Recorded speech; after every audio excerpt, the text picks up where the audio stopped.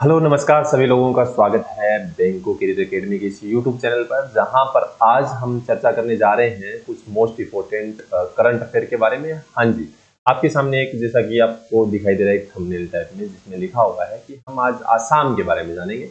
आसाम का static GK और उसके साथ साथ में हम देखेंगे आसाम से रिलेटेड जितनी भी करंट अफेयर है जो हमारे एग्जाम के अंदर आती है उस पर हम लोग चर्चा करने वाले हैं। तो सारे लोग जितने भी हैं जो इस वीडियो को देख रहे हैं उनसे मैं रिक्वेस्ट करूंगा कि इस वीडियो को ज़्यादा से ज़्यादा अपने दोस्तों के साथ शेयर करिए। चलिए तो शुरुआत करते हैं। सबसे पहले हम लोग हमारी पहली स्लाइड के साथ जहां पर हम लोग देखेंगे कि एक्चुअल में आसाम जो है ना, आपको पता है कि जो सेवन सिस्टर्स कहते हैं या नॉर्थ ईस्ट स्टेट कौन सा है, आसाम, जिसके ऊपर हम लोग चर्चा करने वाले हैं। जहाँ का स्टेटिक जीके उसके साथ में वहाँ की करंट अफेयर जो है वो भी हम लोग साथ साथ में डिस्कस करेंगे। ठीक है, तो चलिए देखते हैं। सबसे पहले जी हाँ, बैंको करियर एकेडमी अगर मैं आपसे बात करूं तो आपको पता होगा कि बैंको करियर एकेडमी की दो ब्रांचेस, एक राजस्थान के अंदर जो कि नवलगढ़ रोड सीकर जहां पर हेड ऑफिस है, और दूसरा जो आपके अपने शहर हनुमानगढ़ है ना, हनुमानगढ़ के अंदर भी क्या है कि इसकी ब्रांच ओपन हो चुकी है। कोई भी तरीके की अगर आप गवर्नमेंट प्रिपरेशन करना चाहते हो बैंक या फिर एसएससी या रेलवे उससे रिलेटेड, तो आप जो है हमारी कोचिंग संस्थान ज्वाइन कर सकते हो। जी हाँ, शंकर नगर हनुमानगढ़ जंक्शन जो है वहाँ पर ये मोबाइल नंबर दिए गए, इस पर कॉन्टेक्ट कर सकते हो। चलिए देखते हैं। सबसे पहले अगर हम बात करें आसाम की, तो आसाम के जो यानी कि सीएम है जिनका नाम है हेमंत विश्वा शर्मा। जी हाँ, हेमंत विश्वा शर्मा जो है वो यहाँ के सीएम हैं, जो कि आपके सामने एक फोटो के माध्यम से भी दर्शाए गए हैं। और अगर हम देखें यहाँ पर जो यहाँ के यानी कि इस समय गवर्नर रिसेंटली नियुक्त किए गए थे, आपको मालूम होगा, जिनका नाम है गुलाब चंद कटारिया। क्या नाम है जी? गुलाब चंद कटारिया, जो कि यहाँ के गवर्नर। और यहाँ की कैपिटल की बात की जाए तो दिसपुर, ठीक है, यहाँ की कैपिटल है। अब बात कर लेते हैं थोड़ा सा इसका बाउंड्री के बारे में। बाउंड्रीज की अगर बात की जाए, आसाम आपको पता है, मैंने जैसे आपको पहले ही कहा है कि नॉर्थ ईस्ट का एक स्टेट है जी, जिसके अंदर अगर हम देखें तो जो कि कुछ एक देशों के साथ अपनी सीमाएं जो है वो साथ में शेयर करता है ना। जैसे कि अगर हम बात करें तो इंटरनेशनल सीमा भी लगती है और नेशनल भी लगती है। जी हाँ, डोमेस्टिक। डोमेस्टिक में अगर हम पहले बात करें तो जैसे आपको मालूम है कि वेस्ट बंगाल के साथ में, मेघालय के साथ में, ठीक है, तो उसके साथ में त्रिपुरा है, मिजोरम है, मणिपुर है और नागालैंड, उसके साथ में अरुणाचल प्रदेश, इन सभी के साथ ये अपनी सीमा जो है वो शेयर करता है। दूसरा इंटरनेशनल, अगर मैं बाउंड्रीज की बात करूं तो सबसे पहले तो भूटान, आपको पता होगा, भूटान के साथ शेयर करता है। और दूसरा जो है इसके साथ तो बांग्लादेश के साथ भी शेयर करता है। और यहाँ पर काफी चर्चा में रहता है हालांकि, क्योंकि यहाँ पर एक जगह है जो बोडो जनजाति के लिए काफी ज्यादा यानी कि क्या है प्रख्यात है, उनके बारे में भी हम चर्चा करेंगे आगे आने वाले समय में। तो न्यूज है उनसे रिलेटेड रिसेंटली, उसके ऊपर भी डिस्कस करेंगे। चलिए नेक्स्ट अगर हम बात करें तो हम देखते हैं यहाँ की कुछ एक लेक यानी कि कुछ झीलें जिनके बारे में हम लोगों ने पता करना है। जी हाँ, सबसे पहले आपके सामने जो दिखाई दे रही है, ठीक है, ये यहाँ की लेक्स है। ठीक है, जिसमें अगर हम बात करें तो सबसे पहले आती है हैफलॉन्ग लेक। कौन सी है? हैफलॉन्ग लेक। ध्यान दीजिएगा, बहुत बार ये एग्जाम के अंदर पूछी भी गई है, एग्जाम के अंदर इससे रिलेटेड क्वेश्चंस भी आए हैं। तो सब लोगों ने ध्यान रखना है, हैफलॉन्ग लेक जो है, हैफलॉन्ग झील जो है वो कौन से अपने राज्य में पाई जाती है? तो ध्यान रखना है आसाम के अंदर पाई जाती है। दूसरी आती है चंदोली लेक, मोस्ट इंपॉर्टेंट है ना, ये भी बहुत बार एग्जाम में पहले पूछी जा चुकी है, तो ध्यान में रखना है। ये स्पेशली अगर मैं बात करूं तो स्टैटिक जीके उन सभी बच्चों के लिए काम का है जो आरआरबी का मेंस एग्जाम देंगे, उन सभी के लिए। ठीक है, इसके साथ में अगर मैं बात करूं तो एक लेक आपके सामने और देखिए है, सनबिल लेक। कौन सी है? सनबिल लेक है, ये भी यहाँ पर काफी मशहूर लेक है। ठीक है, तो इसके बारे में भी हम लोगों ने ध्यान रखना है। ठीक है, चलिए बात करते हैं कुछ नेशनल पार्क यहाँ की काफी चर्चा में रहते हैं। नेशनल पार्क, सबसे पहले काजीरंगा नेशनल पार्क। जी हाँ, काजीरंगा नेशनल पार्क आपको पता होगा काफी चर्चा में रहता है, काफी फेमस है। सबसे पहले इसका स्टैटिक देखते हैं। ये जो है 1904 के अंदर जो है क्रिएट किया गया था काजीरंगा नेशनल पार्क। ठीक है, जो कि अगर हम बात करें तो कौन सी रिवर के ऊपर है, तो ब्रह्मपुत्र रिवर के ऊपर पाया जाता है। खास करके आप लोगों ने ध्यान में रखना है। ठीक है, इसको नेशनल पार्क का जो दर्जा जो है ना वो कौन सी ईयर में मिला था, तो ये भी हम लोगों ने ध्यान में रखना है। 1976 के अंदर इसको क्या है, नेशनल पार्क का दर्जा मिला था। और आपको पता है रिसेंटली 29 जुलाई को जो है हम लोग एक डे सेलिब्रेट करते होते हैं, इंटरनेशनल टाइगर डे, है ना। तो ये जो है ना, इसको टाइगर रिजर्व कब बनाया गया, तो ये भी हम लोगों ने ध्यान में रखना है, 2007 के अंदर बनाया गया था। ठीक है, इसको क्या है, टाइगर रिजर्व घोषित किया गया था। और सबसे बड़ी चीज कि काजीरंगा जो है ना, वो वर्ल्ड हेरिटेज साइट, जो यूनेस्को के द्वारा वर्ल्ड हेरिटेज साइट है। टोटल अगर हम बात करें इंडिया से 40 वर्ल्ड हेरिटेज साइट है, कितनी, 40, ठीक है। जिसमें रिसेंटली अगर हम देखें तो दो जो साइट्स 39 और 14 नंबर की, ठीक है। एक तो रामप्पा टेम्पल जो कि तेलंगाना का है ना, रामप्पा टेम्पल तेलंगाना का, इसको इंक्लूड किया गया था। और दूसरा हड़प्पा सभ्यता से, यानी कि गुजरात के अंदर जो धोलावीरा है, कौन सा, गुजरात में धोलावीरा जो है उसको, यानी कि इसके अंदर शामिल किया गया था इस लिस्ट में। ये भी आप लोगों ने ध्यान में रखना है, ठीक है। जिसके अंदर अगर हम बात करें काजीरंगा को जो है ना, वो 1985 के अंदर जो है ये नेचुरल इन्वायरमेंट के तहत यूनेस्को के अंदर डाला गया था, ध्यान में रखना, मोस्ट इंपोर्टेंट है। इस अगर आपसे पूछा जाए कि काजीरंगा नेशनल पार्क जो है उससे कौन सी रिवर निकलती है, तो उससे डिफ्लू रिवर जो है, ठीक है, ये यहाँ से निकलती है। मोस्ट इंपोर्टेंट है, पूछा जा सकता है, स्टैटिक जीके थोड़ा सा ध्यान में रखना है, ठीक है। डिफ्लू रिवर जो है वो यहाँ से गुजरती है, ये भी हम लोगों ने ध्यान में रखना है। इसके साथ में अगर हम बात करें तो ध्यान दीजिएगा कि रिसेंटली जो है ना, हमारे जो प्रेसिडेंट है द्रौपदी मुर्मू जी, है ना, वो क्या है कि उन्होंने यहाँ पर 2 दिन का एक गज उत्सव होता है, ठीक है, उसको काजीरंगा नेशनल पार्क के अंदर क्या किया गया था, यहाँ से इसको इनोग्रेट किया गया था। ध्यान में रखना है कि गज उत्सव कहाँ बनाया गया, तो आसाम के अंदर बनाया गया। और आसाम में कहाँ पर, तो काजीरंगा नेशनल पार्क के अंदर बनाया गया। किसने इसका इनोग्रेशन किया, तो द्रौपदी मुर्मू द्वारा जो है वो इसका इनोग्रेशन किया गया था। ये हम लोगों ने ध्यान में रखना है, क्लियर है। होप सो यहाँ तक सभी को बातें जो है वो समझ में आई होगी इससे रिलेटेड। चलिए आगे चलते हैं, देखते हैं दूसरा कौन सा है, तो मानस नेशनल पार्क। जी हाँ, मानस नेशनल पार्क की बात में तो ये भी एक क्या है, एक तरह का वर्ल्ड हेरिटेज साइट है, ठीक है। और प्रोजेक्ट टाइगर रिजर्व जो है वो भी इसके अंदर चलाया जाता है, और एलिफेंट रिजर्व जो है वो भी चलाया जाता है। अच्छा, प्रोजेक्ट टाइगर रिजर्व जो है ना वो 1972 के अंदर चलाया गया था, ध्यान में रखना। 1972 के अंदर जो है इसको लॉन्च किया गया था भैया ना, कौन सा, टाइगर, प्रोजेक्ट टाइगर रिजर्व। और ये प्रोजेक्ट टाइगर जो है ना, एक्चुअल में सबसे बड़ी चीज ये है कि टाइगरों को बचाने के लिए किया गया था। और इंडिया के अंदर इसका बहुत ज्यादा फायदा भी देखने को मिला है। लगभग 85% टाइगर जो है ना पूरे वर्ल्ड के, वो कहाँ पाए जाते हैं, इंडिया के अंदर पाए, ठीक है। और ये बायोस्फीयर रिजर्व भी है, ये खास करके ध्यान में रखना, मानस नेशनल पार्क मोस्ट इंपोर्टेंट है, ठीक है। सबसे बड़ी चीज हिमालयन फुट हिल्स इन आसाम जो है, यानी कि यहाँ पर लोकेटेड है ये। और सबसे बड़ी चीज कि ये जो है पार्क जो है, ठीक है, यहाँ पर एक मानस रिवर जो है वो इसके बीच से होते हुए गुजरती है।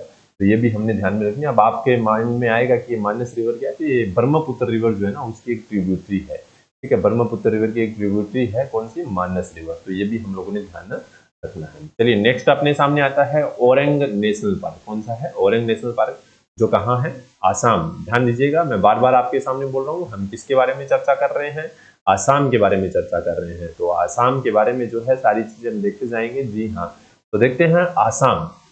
यहाँ पर अगर हम बात करें सबसे पहले, तो ये क्या है, ब्रह्मपुत्र रिवर जो है उसके ऊपर ही लोकेटेड है, उसके नॉर्थ बैंक में है, नॉर्थ साइड में है, ठीक है। और सबसे बड़ी चीज कि यहाँ पर डिस्ट्रिक्ट की बात आप लोगों से नहीं पूछी जाएगी। हालांकि अगर हम बात करें तो बर्ड सेंचुरी के रूप में इसको पहले घोषित किया जा चुका है, कौन सी ईयर में, तो वो भी हमारे पास लिखा हुआ है, ठीक है, 1985 में। और नेशनल पार्क डिक्लेयर कब किया था, तो 1999 में किया था, ठीक है। और यहाँ पर अगर हम बात करें तो काजीरंगा नेशनल पार्क जो है इसको IUCN की लिस्ट के अंदर भी क्या है कि डाला गया है, मिनी काजीरंगा नेशनल पार्क को, ठीक है। क्यों, सबसे बड़ी चीज ये कि यहाँ पर काफी चीजें ऐसी है जो बहुत अगर हम देखें तो काफी पाई जाती है। जैसे घड़ियाल यहाँ पर बहुत पाए जाते हैं।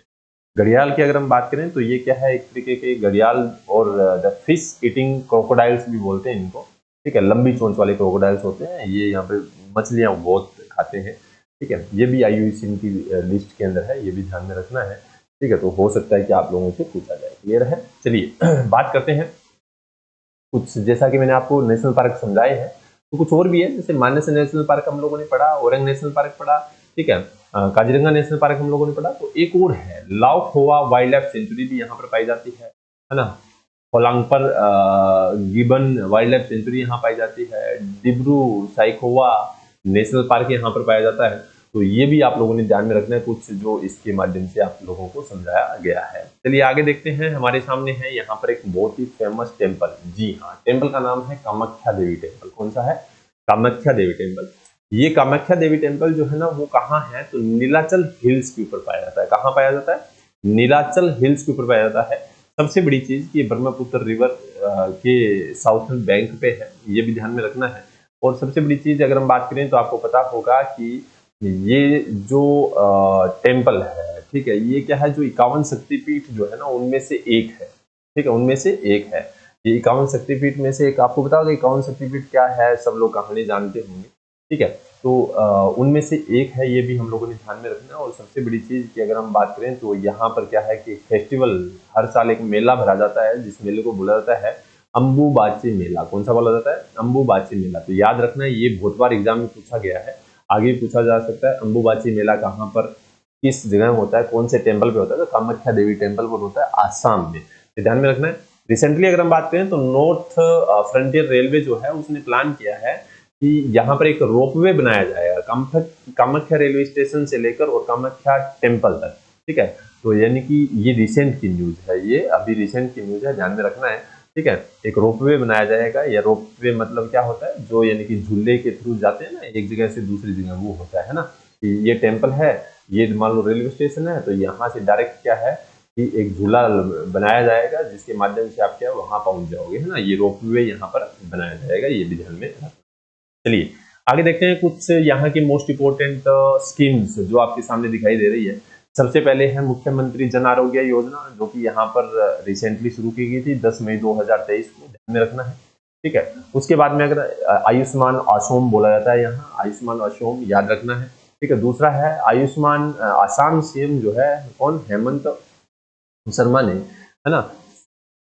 स्वनिर्भर जो नारी योजना है वो भी यहाँ पर गुवाहाटी के अंदर लॉन्च की थी, ये भी ध्यान में रखना है। उसके बाद में आता है अरुंधति गोल्ड स्कीम जो है वो भी यहाँ पर लॉन्च की गई है, जिसके अंदर अगर हम बात करें तो जो 30,000 रुपये, जो यानी कि जिसकी शादी होगी उनको क्या है, ग्रूम को और ब्राइड को जो है 30,000 रुपये का गोल्ड दिया जाएगा, ठीक है। तो ये स्कीम भी यहाँ की काफी फेमस रही है। उसके बाद में आती है अरुणोदय 2.0 स्कीम है, ये भी एक डीबीटी स्कीम है, डायरेक्ट बेनिफिट स्कीम है, जो यहाँ के लोगों के लिए लॉन्च की गई थी, ये भी हम लोगों ने ध्यान में रखना है। क्लियर है? चलिए आगे देखते हैं। नेक्स्ट हमारे पास है असम सीएम ने हाल ही में अगर हम बात करें तो यहाँ पर एक प्रोजेक्ट लॉन्च किया था जिसका नाम है विद्यारथ स्कूल ऑन व्हील्स, ठीक है। विद्यारथ नाम से एक प्रोजेक्ट, अगर आपसे पूछा जाए विद्यारथ नाम से एक प्रोजेक्ट कहाँ पर, किसके द्वारा लॉन्च किया गया, तो ध्यान में रखना है ये प्रोजेक्ट आसाम के गवर्नमेंट, आसाम सीएम द्वारा लॉन्च किया गया था, विद्यारथ स्कूल ऑन व्हील्स प्रोजेक्ट, ठीक है। सबसे बड़ी चीज अगर हम बात करें तो रिसेंटली कुछ स्कीम्स जो यहाँ लॉन्च की गई है उनकी लिस्ट यहाँ पर दी गई है, जैसे कि Ayushman CAPF scheme, Uttaran scheme, Dhanvantari scheme है, अरुंधति स्कीम है, ठीक है, अनोपार अपन घर स्कीम है। उसके बाद में अगर हम बात करें तो आपके सामने जैसा दिया गया है क्या कि अभिनंदन स्कीम है, ठीक है, प्रज्ञान भर्ती है, भाषा गौरव है, ठीक है, स्नेहा पर्सन स्पर्श स्कीम है, ठीक है, और अरुणोदय स्कीम है। तो ये स्कीम के बारे में ध्यान में रखना है। आपसे इतना ही पूछा जाएगा ये स्कीम कौन सी स्टेट गवर्नमेंट द्वारा लॉन्च की गई है, तो ये हम लोगों को पता होनी चाहिए। चलिए बात करते हैं, रिसेंटली आसाम गवर्नमेंट ने कौन से वर्ल्ड इंस्टीट्यूशंस है, फाइनेंशियल इंस्टीट्यूशन है जिनसे लोन मिला है। जी हाँ, सबसे पहले हमारे सामने आता है वर्ल्ड बैंक। तो जो वर्ल्ड बैंक है ना, उसने हाल ही में 108 मिलियन का आसाम को टोटल, यानी कि क्या है कि जो डिजास्टर प्रिपेयर्डनेस, जो फ्लड यानी कि फोरकास्टिंग होती है, जो फ्लड आता है वहां पर या कोई भी तरीके की हानि होती है, तो उसके लिए यानी कि टोटल जो अगर हम देखें तो 108 मिलियन डॉलर का जो है वो लोन को प्रोवाइड करवाया है, जिसके अंदर 889 यानी कि 889 करोड़ रुपीज टोटल जो है वो दिए हैं, है ना। 108 मिलियन डॉलर दिए, याद रखना है कौन से बैंक द्वारा, वर्ल्ड बैंक, है ना, वर्ल्ड बैंक, याद रखना वर्ल्ड बैंक द्वारा। क्लियर है? ठीक है। उसके बाद में दूसरा जो है वो कौन सा है, तो वर्ल्ड बैंक ने ही रिसेंटली अगर हम बात करें तो 391 मिलियन डॉलर जो है इन्वेस्ट किया है, कहां पर, आसाम के अंदर। किसके लिए, तो high quality health care service provide करवाने के लिए, और इकोनॉमी जो है ना वो आसाम और त्रिपुरा दोनों के अंदर यानी कि प्रोवाइड, तो दोनों के अंदर 391 मिलियन डॉलर जो है वो प्रोवाइड करवाए हैं। तो ये भी हम लोगों ने ध्यान में रखना है। चलिए आगे देखते हैं, कुछ उत्सव, कुछ न्यूज रिसेंट की, करंट अफेयर, है ना, करंट अफेयर देखते हैं यहाँ की क्या है। तो सबसे पहले तो बिजली उत्सव हाल ही में REC द्वारा जो है आसाम के अंदर जो है हाल ही में अगर हम देखें तो यहाँ पर करवाई गई है। ये आप लोगों ने खास करके ध्यान में रखना है, मोस्ट इंपोर्टेंट हो सकता है, पूछा जा सकता है, ठीक है। और जाहिर सी बात है कि इस तरह की चीजें जो है ना वो हम लोगों से पूछी ही जाती है भाई, है ना। REC की बात करें तो REC का फाउंडेशन जो है ना वो 89 में हुआ था, ये भी हम लोगों ने ध्यान रखना है। क्लियर है? ठीक है, तो ये हम लोगों को मालूम होना चाहिए। क्लियर? और सबसे बड़ी चीज, हम लोगों ने रिसेंटली पार्क डिस्कस किया ना, नेशनल पार्क। तो यहाँ पर टोटल अगर आपसे पूछा जाए तो 7 नेशनल पार्क है। कितने नेशनल पार्क है? 7, जिसमें से 6 नंबर और 7 नंबर नेशनल पार्क है ना, यहाँ पर कौन कौन से बनाए गए थे तो याद रखना है। एक तो रायमोना बनाया गया था, ठीक है, कौन सा है? रायमोना नेशनल पार्क बनाया गया था। दूसरा 7 नंबर का नेशनल पार्क कौन सा बनाया गया था? तो देहिंग नेशनल पार्क बनाया गया था। देहिंग नेशनल पार्क बनाया गया था। ये एक तरह का देहिंग पटकई बोलते हैं इसको वैसे तो। ये एक तरह का अगर हम बात करें तो कौन सा है? एलिफेंट रिजर्व भी है। कौन सा है? एलिफेंट रिजर्व भी है। ये भी हम लोगों ने ध्यान रखा। क्लियर है? तो ये हम लोगों को मालूम होना चाहिए, मोस्ट इंपॉर्टेंट हो सकता है, हम लोगों से पूछा भी जा सकता है किसी भी एग्जाम के अंदर। ठीक है, तो इतना तो हमें कम से कम मालूम होना ही चाहिए। चलिए, तो ये याद रखना है आज़ादी का अमृत महोत्सव। उसके बाद में आते हैं, हम बात करते हैं जी, दिया गया है कि मोंगीत एक फेस्टिवल है यहाँ का, जिसका नाम क्या है? मोंगीत फेस्टिवल, जो कि music, poetry, art, craft, food, है ना, कुलिनरी है या फिर टेक्निक है, या हम कह सकते हैं कोई भी तरीके का यहाँ का कल्चर जो है आसाम का, वहाँ पर बनाया जाता है आसाम के अंदर। ठीक है, जो कि 2020 के अंदर स्टार्ट हुआ था और इस साल भी इसको सेलिब्रेट किया गया। तो याद रखना, मोंगीत फेस्टिवल कहाँ मनाया जाता है? तो वो भी आसाम के अंदर मनाया जाता है। क्लियर है? चलिए आगे देखते हैं। जी हाँ, मोस्ट इंपोर्टेंट न्यूज है भाई। मोस्ट इंपोर्टेंट आप कहोगे सर मोस्ट इंपोर्टेंट क्यों है? तो ध्यान दीजिएगा, नीलमणि फुंकन का आप लोगों ने नाम सुना होगा। ये नीलमणि फुंकन जो है, जिनको रिसेंटली 56 नंबर का जो ज्ञानपीठ अवार्ड है ना, कौन सा? ज्ञानपीठ अवार्ड जो है, ठीक है, ज्ञानपीठ अवार्ड वो दिया गया था। कौन सा दिया गया था? ज्ञानपीठ अवार्ड दिया गया था। तो उनका हाल ही में क्या हो गया है? देहांत हो गया है ना, नीलमणि फुंकन का। तो याद रखना, नीलमणि फुंकन कहाँ के थे? आसाम के थे। आसामीज के लिए उनको 56 नंबर का ज्ञानपीठ अवार्ड जो है वो दिया गया था। ये हम लोगों ने खास करके ध्यान रखना है। क्लियर है? चलिए आगे देखते हैं। नेक्स्ट है, आसाम के चीफ मिनिस्टर हिमंत बिस्वा शर्मा ने हाल ही में अनाउंस किया है कि जो अहोम किंगडम इन यहाँ पर एक चरैदेव है, एक यूनेस्को वर्ल्ड हेरिटेज साइट का टैग देना चाहिए। एक जगह है यहाँ पर, जिसका नाम है, ठीक है, ये एक्चुअल में क्या काफी पुरानी जगह है। तो इसको क्या है कि वर्ल्ड हेरिटेज, इसकी फोटो दिखाता हूँ मैं आपको, आपके सामने आएगी, ये देखो, है ना। तो इसको वर्ल्ड हेरिटेज साइट का नाम देने के लिए क्या है कि हाल ही में कह सकते हैं एक तरह से कल्चरल हेरिटेज साइट बोला जाएगा। ठीक है, cultural heritage, world heritage site के अंदर इसको शामिल किया जाए, इसलिए यहाँ पर इन्होंने बोला है। तो ध्यान में रखना है, मोस्ट इंपोर्टेंट है और पूछा भी जा सकता है, और हो सकता है कि ये काफी चर्चा में है, तो 100% एग्जाम के अंदर आएगा। ठीक है, नॉर्थ ईस्ट जो है फर्स्ट कंप्रेस्ड बायोगैस प्लांट जो है, मोस्ट इंपोर्टेंट, नॉर्थ ईस्ट का पहला बायोगैस प्लांट जो है वो कहाँ पर हाल ही में बनाया गया है या फिर लगाया गया है? तो डोमोरा पत्थर इन सोनापुर के अंदर, है ना। तो ये ध्यान में रखना है, इस जगह पर जो है इसको लगाया जा रहा है, बायोगैस प्लांट है, तो मोस्ट इंपोर्टेंट हो सकता है। उसके बाद में अगर हम बात करें तो तपोवन, तपोवन क्या है? एक एनजीओ है, पाठशाला है, एनजीओ बेस्ड इन पाठशाला आसाम के अंदर है, जिसने हाल ही में अगर हम बात करें तो एक अवार्ड होता है, कौन सा? तो दिया गया है प्रेस्टिजियस चिल्ड्रंस चैंपियन अवार्ड 2023 से उसे नवाजा गया है। तो ये ध्यान में रखना। क्लियर है? ठीक है, उसके बाद में हमारे सामने कुछ चीजें और भी आती है, जैसे कि अगर हम देखें तो सबसे पहले दिया गया है इंडिया का पहला international multi modal logistic park जो है ना, वो भी कहाँ पर स्थापित किया जा रहा है? आसाम के अंदर स्थापित किया जा रहा है। कौन सी जगह पर? तो जोगीघोपा। ठीक है, ये भी ध्यान में रखना है। उसके बाद में अगर हम बात करें तो आसाम के अंदर फर्स्ट अंडर वाटर टनल, ठीक है, जो कि कंस्ट्रक्ट की जा रही है, कहाँ से? तो नुमालीगढ़ से लेकर गोहापुर आसाम तक लगभग 6000 करोड़ रुपए इसकी टोटल जो है कीमत जो आएगी, ये भी हमने ध्यान में रखना है। उसके बाद में अगर हम बात करें तो गज कोठा, ठीक है, गज कोठा एक कैंपेन चलाया गया है, कहाँ पर? आसाम में, ताकि क्या है कि जो ह्यूमन एलिफेंट कॉन्फ्लिक्ट होता है, हम एक तरह से कह सकते हैं कि जो हाथी और जो पुरुष है, आदमी है, लोग हैं, उनको यानी कि बीच में जो प्रॉब्लम्स आ रही है उस प्रॉब्लम्स को दूर करने के लिए, क्योंकि बहुत सारे हाथी जो है ना वहाँ पे लोगों को मार देते हैं, उनको तो अटैक करके। ठीक है, तो उससे बचने के लिए ये एक तरह का कह सकते हैं कि कुछ न कुछ प्रोजेक्ट जो है वो चलाया जा रहा है। उसके बाद में अगर हम बात करें तो यहाँ पर pig are taking the spotlight in Assam Bodoland territory जो रीजन है बीटीआर है, वहां पर अगर हम बात करें तो establish India first pig school जो है स्थापित किया जा रहा है। ठीक है, भारत का पहला बोडोलैंड, बोडोलैंड मैंने आपको, बोडो एक जनजाति है, ये है बोडोलैंड, आसाम के अंदर ये बोडोलैंड है। ठीक है, तो ये बोडोलैंड जो है ना, यहाँ पर भारत का पहला पिग स्कूल जो है ना वो बनाया जा रहा है। ठीक है, पिग काफी पाए जाते हैं यहाँ पर, पिग यानी कि हम क्या कहते हैं इसको अपनी भाषा में, सुअर, है ना, तो ये काफी पाए जाते हैं। ठीक है, तो ये ध्यान में रखना है। दूसरी चीज कुछ एक चर्चा और करते हैं हम लोग, जैसे कि आपको पता होगा आसाम की बात करें तो 26 जनवरी 1950 को जो है भारत का ये स्टेट बना था। ठीक है, और यहाँ पर काफी फेमस डांस होते हैं, जैसे कि बिहू डांस देखा होगा आप लोगों ने, नहीं देखा तो मैं आपको याद करवा देता हूँ। राजस्थान की टीम के अंदर एक भाई साहब है ना, रियान पराग साहब, है ना, रियान पराग साहब जो है वो सिर्फ इसीलिए आते हैं बिहू डांस करने के लिए, भारतीय इस राजस्थान की टीम में शामिल हुए हैं, तो ये यहाँ की काफी फेमस है। उसके बाद में यहाँ पर एक झूमुर डांस जो है वो भी काफी होता है। कौन सा? झूमुर डांस। ठीक है, झूमुर डांस, ये झूमुर डांस जो है वो भी यहाँ पर काफी फेमस है, याद रखना है। ठीक है, और सबसे बड़ी चीज कि रिसेंटली क्या है कि भारत यहाँ पर एससीओ की एक मीटिंग हुई थी, जो फर्स्ट B2B कॉन्फ्रेंस थी, फर्स्ट